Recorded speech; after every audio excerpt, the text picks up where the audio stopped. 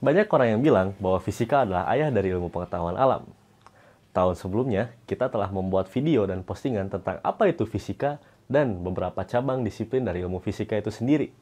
Penasaran nggak sih ada apa lagi cabang disiplin yang bisa diturunkan dari fisika murni itu sendiri?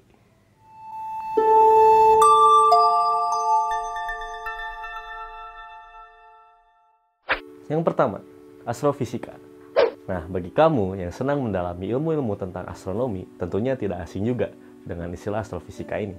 Karena astrofisika merupakan cabang dari disiplin ilmu fisika yang mempelajari tentang benda langit, tentunya dengan menerapkan prinsip-prinsip yang ada dalam dunia fisika. Benda langit ini beragam, bisa seperti galaksi, planet, atau bintang. Nah, dalam astrofisika, kamu akan menggunakan beberapa konsep seperti radiasi elektromagnetik, mekanika benda langit, fisika nuklir, bahkan fisika partikel.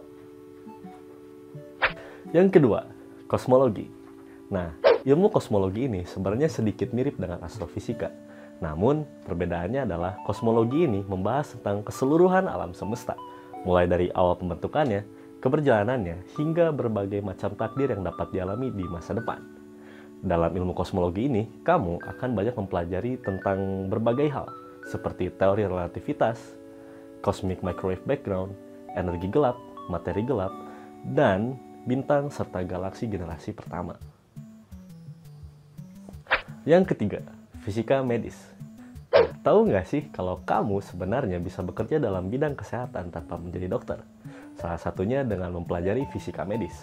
Dalam fisika medis ini, kamu akan mempelajari berbagai hal seperti fisika radiasi atau fisika nuklir, yang nantinya ilmu tersebut akan diimplementasikan ke berbagai teknologi yang sudah ada dalam bidang kesehatan, seperti MRI, CT scan, elektrokardiograf, elektroencephalograf, bahkan kemoterapi.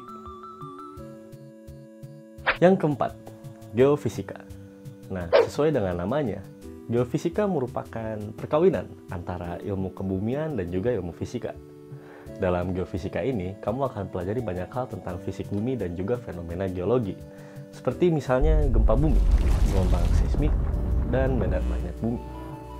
Dalam geofisika ini, tentunya kamu akan pelajari banyak konsep yang berkaitan dengan ilmu fisika juga kebumian, seperti misalnya fenomena magnetisme, konsep gelombang, perambatan panas, fluidodinamika, dan masih banyak hal lagi. Tentunya ilmu geofisika ini mempunyai aplikasi yang cukup luas khususnya di bidang minyak dan pertambangan. Yang kelima, teknik fisika. Nah, teknik fisika ini sebenarnya merupakan implementasi dari ilmu pengetahuan fisika yang digunakan untuk merancang dan membangun teknologi baru seperti satelit, pesawat terbang, dan juga CNC atau Computer Numerical Control. Nah, selain itu, teknik fisika juga akan membahas hal-hal yang berkaitan dengan akustik dan juga laser. Yang keenam, fisika zat termampatkan. Nah, fisika zat termampatkan merupakan cabang dari ilmu fisika yang mempelajari tentang sifat suatu zat dalam fase padat dan juga cair. Kamu nantinya akan mempelajari sifat listrik, magnet, thermal, optik, dan juga elastisitas dari sebuah zat yang ditinjau.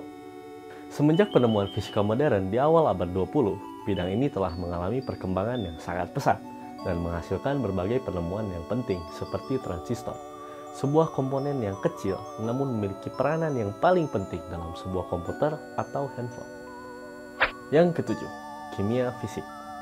Ya, sesuai dengan namanya, bidang ini merupakan perpaduan antara fenomena fisika yang berkaitan dengan fenomena kimia. Di sini, kamu akan mempelajari bagaimana energi, temperatur, dan juga tekanan dapat mempengaruhi sebuah reaksi kimia. Di bidang ini juga, kamu akan mempelajari bagaimana baterai dapat menghasilkan listrik, dan bagaimana interaksi gaya antar molekul dapat terjadi.